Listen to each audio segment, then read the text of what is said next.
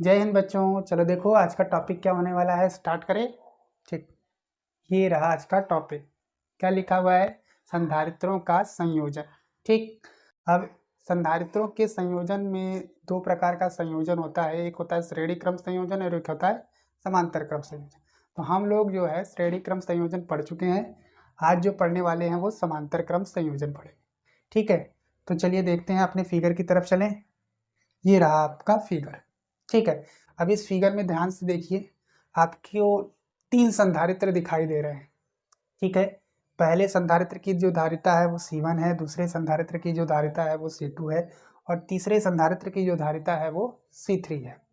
ठीक है, अच्छा, ये पहला जो संधारित्र है, ध्यान से देखेंगे तो इसकी यह पहली प्लेट है और यह दूसरी प्लेट है।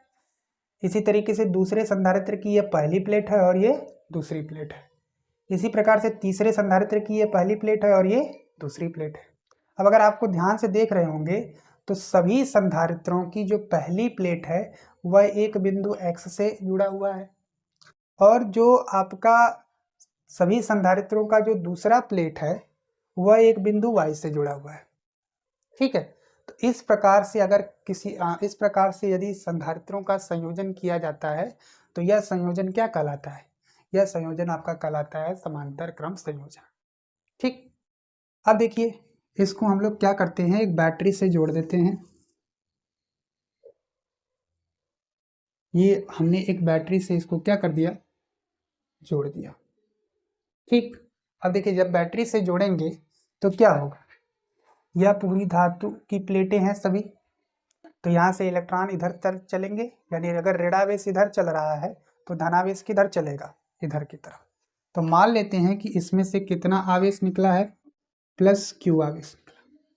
जब यह +Q आवेश यहाँ पहुँचेगा तो यह तीन भागों में क्या हो जाएगा, विभक्त हो जाएगा। इसमें जाएगा Q1, इसमें जाएगा Q2 और इसमें जाएगा Q3।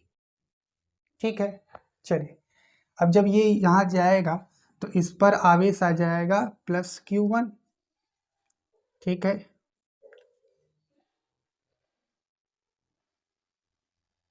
इस पर आ जाएगा -Q। इसी तरीके से इस पर आ जाएगा +Q2। ठीक है, इस पर आपका +Q2 और इस पर आपका -Q2। इसी प्रकार से यहाँ पर आ जाएगा +Q3। ठीक है, और इस पर आ जाएगा -Q3। इस प्रकार से आपका जो है आवेशों का वितरण हो जाएगा। ठीक, आवेश यहाँ पर प्लेट पर आपके वितरित हो जाएंगे इस तरीके से। अब आपको एक चीज़ दिख रही होगी, यहाँ पर अगर बैटरी का विभवांतर मैं V मान लूँ तो ध्यान से देखिए यही विभवांतर इस बिंदु X का होगा। ठीक है ना, यानी X और Y बिंदु के बीच का जो विभवांतर होगा वह बैटरी का विभवांतर होगा और इन सभी प्लेटें जो है X और Y से जुड़ी हुई हैं। इसका मतलब इन सभी प्लेटों के बीच का जो विभवांतर होगा वह कितना हो जाएगा, V। सभी प्लेटों के बीच का, यानी जो संधारित्र की दो प्लेटें हैं उन सभी प्लेटों के बीच का विभवांतर कितना हो जाएगा, V। इसका मतलब ये हुआ कि जब हम समांतर क्रम संयोजन करते हैं तो सभी प्लेटों के बीच का जो विभवांतर होता है संधारित्र के वह समान होता है। ठीक है, जबकि आवेश जो है सभी संधारित्रों पर अलग अलग होता है, जबकि श्रेणी क्रम में इसी का उल्टा होता था, विभवांतर सभी संधारित्रों के प्लेटों के बीच में अलग अलग होता था, जबकि आवेश का मान क्या होता था, समान। चलिए अब देखिए हम लोग Q1 की वैल्यू क्या लिख सकते हैं। अगर हम इस Q1 की वैल्यू लिखना चाहें तो हम लोग क्या लिख सकते हैं भाई, Q1 बराबर C1V, क्योंकि इसके बीच का विभवांतर कितना है, V है। इसी तरीके से Q2 बराबर लिख सकते हैं C2V। इसी प्रकार से Q3 अगर लिखना चाहें तो लिख सकते हैं C3V। ठीक, यह सभी आपका समीकरण नंबर 1 बन जाता है। क्या बन जाता है, समीकरण नंबर 1। ठीक, अब ध्यान से देखिए तो यहाँ से कुल आवेश कितना आ रहा है, Q, और यही आवेश क्या हो रहा है, तीन भागों में बढ़ जा रहा है। तो इसका मतलब ये हुआ कि यहाँ से Q बराबर कुल जो आवेश है वह कितना होगा, तो Q1 + Q2 + Q3। ठीक, यह रहा आपका समीकरण नंबर 2। अब मैं क्या करता हूँ, इन तीनों संधारित्रों को हटा करके एक सिंगल संधारित्र रखता हूँ जिसकी धारिता कितनी है, C है।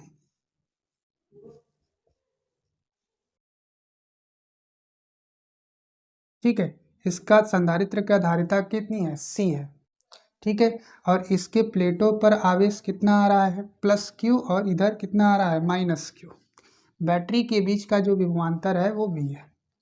अब बच्चों देखो, इन तीनों संधारित्रों को हटा करके हम एक सिंगल संधारित्र रखें जिससे कि ये जो 3 संधारित्र मिलके प्रभाव दिखा रहे हैं ना, वही प्रभाव यह अकेला दिखा दे, तो बोला जाएगा कि यह जो संधारित्रों का संयोजन है इसके तुल्य है। यह संधारित्रों का जो संयोजन है वह किसके तुल्य है, इसके तुल्य। तो यहाँ से हम लोग क्या लिख सकते हैं, अगर इसकी वैल्यू लिखें तो हम लोग सकते हैं Q बराबर C इंटू वी। क्या लिख सकते हैं, Q बराबर C इंटू वी। अब यह रहा आपका समीकरण नंबर 3। अब क्या करिए, समीकरण 3 का मान समीकरण 2 में रख दीजिए और समीकरण 1 का मान समीकरण 2 में रख दीजिए। जब रखेंगे तो आप देखेंगे कि क्या मिल रहा है, CV बराबर C1V plus C2V plus C3V। तो यहाँ से बच्चों क्या करो, V कॉमन निकाल लो, तो अंदर क्या बच जाएगा, अंदर बचेगा C1 plus C2 plus C3। ठीक है, और इधर आपका CV, देखिए V से V क्या हो जाएगा, कट जाएगा। तो यहाँ से C बराबर, यानी जो तुल्य धारिता है वह C बराबर कितना आ जाएगा, C1 plus C2 plus C3। यही है समांतर क्रम संयोजन। ठीक, तो बच्चों समांतर क्रम संयोजन में जो तुल्य धारिता होती है वह C1 plus C2 plus C3 होती है, और जब श्रेणी क्रम में होता है तो वो 1/C बराबर 1/C1 plus 1/C2 plus 1/C3 होता है। तो यहाँ पर ध्यान देंगे, जो प्रतिरोध वाला होता है, जैसा प्रतिरोध में होता था उसी का विपरीत होता है। तो इससे क्वेश्चन बहुत ज़्यादा पूछे जाते हैं क्योंकि गलती करने के बच्चों के चांसेस ज़्यादा होते हैं। तो इसको बहुत ध्यान रखेंगे कि समांतर क्रम में सीधे C1 plus C2 plus C3 है, और श्रेणी क्रम में 1/C1 plus 1/C2 plus 1/C3 is equal to 1/C होता है। ठीक है, चलो बच्चों देखो एग्जाम में कैसे लिखना है उस चीज़ को समझ लेते हैं। ठीक है, ये रहा एग्जाम में लिखने का तरीका। ठीक है, अब इस तरीके में ध्यान से देखेंगे तो क्या क्या चीज़ें लिखी हैं। सबसे पहले समांतर क्रम संयोजन के बारे में लिखेंगे। ठीक है, क्या लिखा हुआ है, संधारित्रों का ऐसा संयोजन जिसमें प्रत्येक संधारित्र के पहली प्लेटें किसी बिंदु X तथा दूसरी प्लेटों को किसी बिंदु Y से जोड़ दिया जाता है, तो ऐसा जो संयोजन होता है संधारित्रों का वो क्या कहलाता है, समांतर क्रम संयोजन। फिर उसके बाद चित्र बना देना है आपको, जैसा चित्र बना हुआ है। ठीक है, उसके बाद क्या करना है कि चित्र में, ठीक है ना, तीन संधारित्रों C1 C2 व C3, ठीक हो, C3 को एक V वोल्ट की बैटरी के साथ समांतर क्रम में संयोजित किया गया है। ठीक, क्योंकि प्रत्येक संधारित्र बिंदु X तथा Y के मध्य संयोजित है। ठीक है, यह X Y के मध्य विभवांतर के समान।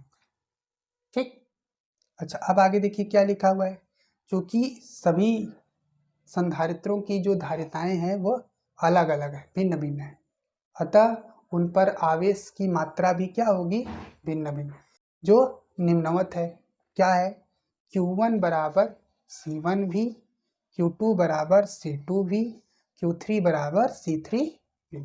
इसको समीकरण नंबर 1 बना लिया गया। ठीक, उसके बाद क्या लिखा गया कि यदि बिंदु X पर प्रवाहित कुल आवेश Q हो तो Q बराबर क्या लिख लिया गया, Q1 plus Q2 plus Q3, समीकरण नंबर 2। यदि संयोजन की तुल्य धारिता C हो तो Q बराबर क्या लिख लिया गया, C इंटू V, समीकरण नंबर इसको क्या बना लिया गया, 3। समीकरण 1 का मान समीकरण 2 में और समीकरण 3 का मान समीकरण 2 में रख दीजिए। ठीक है ना, तो आपको जो वैल्यू मिलती है वो क्या मिलती है, CV बराबर C1V plus C2V plus C3V। ठीक है, अब देखिए दो V यहाँ से कॉमन निकाल करके V कटा लीजिए, ठीक है, दोनों साइड से v खत्म हो जाएगा, आपका फाइनल जो रिजल्ट आएगा वो आएगा c बराबर c1 plus c2 plus c3। ठीक है, तो बच्चों ये रहा आज का टॉपिक, मिलते हैं नेक्स्ट वीडियो में, थैंक यू।